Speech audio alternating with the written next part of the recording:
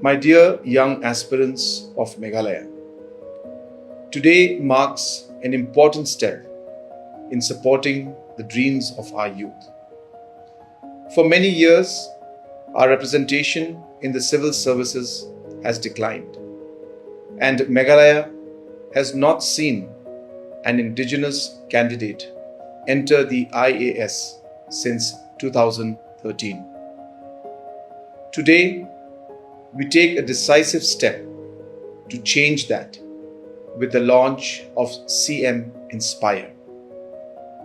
Through this scheme, candidates who clear the prelims will receive 50,000 rupees and those who clear the mains will receive 1 lakh rupees, helping reduce the financial burden of preparation. This initiative is designed to empower meritorious candidates and encourage our youth to aim higher and serve the nation with dedication and pride.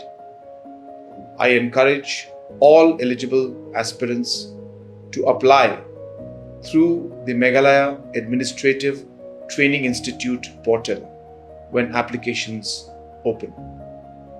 To our young aspirants, believe in yourself. Stay committed to your goals and know that the government stands firmly with you on this journey. Kublai, Mathela and Jai Hind.